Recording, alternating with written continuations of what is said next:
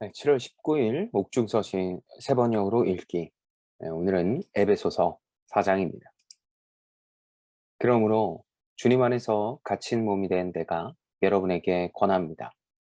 여러분은 부르심을 받았으니 그 부르심에 합당하게 살아가십시오. 겸손함과 온유함으로 깍듯이 대하십시오. 오래 참음으로써 사랑으로 서로 용납하십시오. 성령이 여러분을 평화의 띠로 묶어서 하나가 되게 해주신 것을 힘써 지키십시오. 그리스도의 몸도 하나요, 성령도 하나입니다. 이와 같이 여러분도 부르심을 받았을 때 그 부르심의 목표인 소망도 하나였습니다. 주님도 한 분이시요, 믿음도 하나요, 세례도 하나요. 하나님도 한 분이십니다. 하나님은 모든 것의 아버지시요, 모든 것 위에 계시고, 모든 것을 통하여 계시고, 모든 것 안에 계시는 분이십니다. 그러나 하나님께서는 우리 각 사람에게 그리스도께서 나누어 주시는 선물의 분량을 따라서 은혜를 주셨습니다. 그러므로 성경이 이르시기를 그분은 높은 곳으로 올라가셔서 포로를 사로잡으시고 사람들에게 선물을 나누어 주셨다 합니다. 그런데 그분이 올라가셨다고 하는 것은 먼저 그분이 땅의 낮은 곳으로 내려오셨다라는 것을 말하는 것이 아니고 무엇이겠습니까?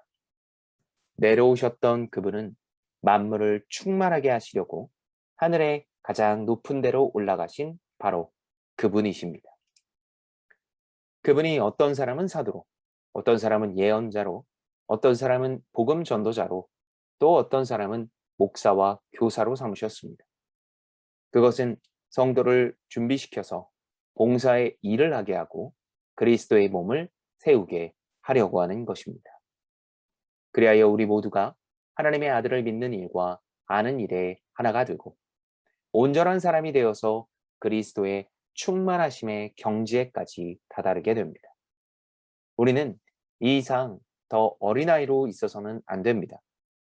우리는 인간의 속임수나 간교한 술수에 빠져서 온갖 교훈의 풍조에 흔들리거나 이리저리 밀려다니지 말아야 합니다. 우리는 사랑으로 진리를 말하고 살면서 모든 면에서 자라나서 머리가 되시는 그리스도에게까지 다다라야 합니다. 온몸은 머리이신 그리스도께 속해 있으며 몸에 갖추어져 있는 각 마디를 통하여 연결되고 결합됩니다. 각 지체가 그 맡은 분량대로 활동함을 따라 몸이 자라나며 사랑 안에서 몸이 건설됩니다. 그러므로 나는 주님 안에서 간곡히 권고합니다.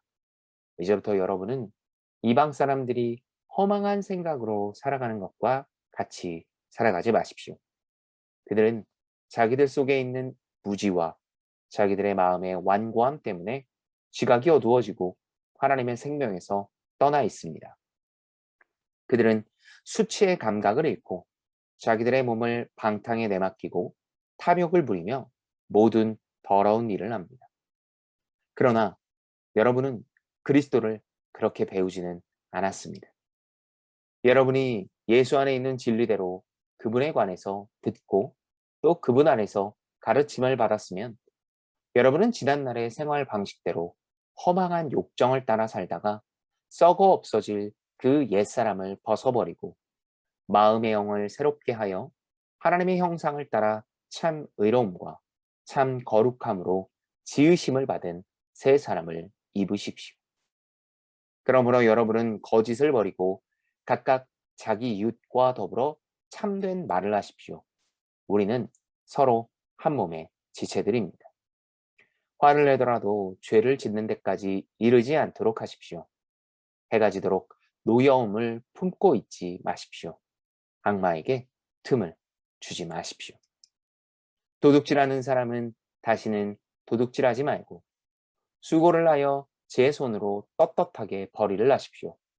그리하여 오히려 궁핍한 사람들에게 나누어 줄 것이 있게 하십시오. 나쁜 말은 입 밖에 내지 말고 덕을 내세운 데는 필요한 말이 있으면 적절한 때에서 듣는 사람에게 은혜가 되게 하십시오.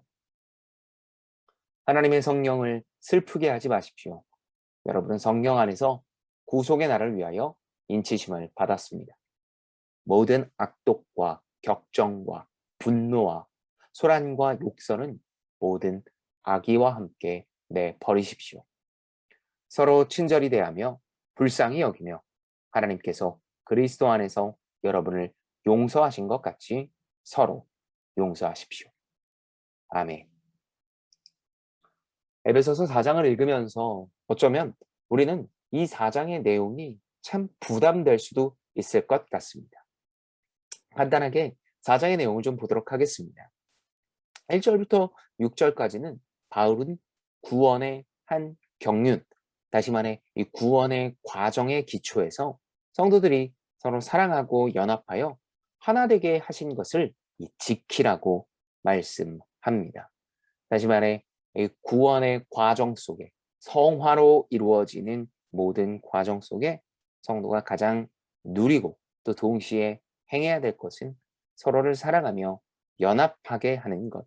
신분과 상황과 나이에 관계없이 또 성별에 관계없이 서로가 아끼고 연합하는 하나님의 길을 걸어갈 수 있도록 서로 독려하는 것을 지키라고 이야기합니다. 그리고 7절부터 16절까지는 성도들의 다양한 은사에 대해서 이야기를 합니다. 은사라고 하면 뭔가 신비로운 힘처럼 보일 수 있지만 이것은 성품과 깊이 연결되어져 있습니다.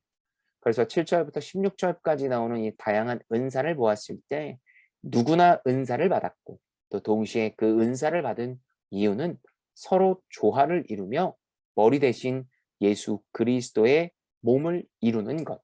그래서 누구는 오른팔로, 누구는 왼쪽 다리로, 누구는 또 눈으로, 또 누구는 귀처럼 각각의 역할을 감당하면 되는 것이며 비교보다 은사에 또 각자 주신 기능에 집중해야 된다는 의미입니다. 17절부터 32절까지는 그렇지 못한 이방인의 허망한 혹은 거짓된 삶의 방식을 버리라고 이야기합니다. 그리스도를 머리로 삼아 각각의 역할을 감당하면 되는 것인데 어느 사이에서부턴가 그렇지 않은 모습을 버려야 된다라고 이야기를 하고 진정한 하나님의 형상을 따라 의와 진리의 거룩함으로 지으심을 받은 새 사람이 되어야 된다. 특히 성도들은 이 거룩한 생활 방식이 있다고 이야기를 하며 그 방식의 방법을 자세하게 알려주고 있습니다. 에베소서 4장이 어쩌면 로마서 12장부터 이어지는 삶의 내용과 아주 밀접하게 연결이 됐는데 추후 시간이 된다면 더 자세히 로마서의 이야기를 보면 좋을 것 같습니다. 에베소서 4장 한 번 더 읽으면서 하나님의 놀라운 은혜가 있었으면 좋겠습니다. 에베소서 4장을 읽고 적용 질문을 이렇게 할 수 있을 것 같습니다. 성도라면 성령을 근심하게 하는 것이라면 지극히 작아 보이는 것이라도 빨리 버려야 되지 않을까요? 우리의 신앙 양심에 걸리는 것이 있는데 아직도 남아있는 것이 있다면 간단히 기록해보고 우리가 매일 기도하며 이 허물을 사라지게 해달라고 기도해야 될 줄 압니다. 에베소서 4장이 나오는 이 성도의 가야 될 길을 우리가 오늘도 한 걸음씩 걸어갈 수 있었으면 좋겠습니다. 그렇다면 내일 에베소서 5장으로 만나겠습니다.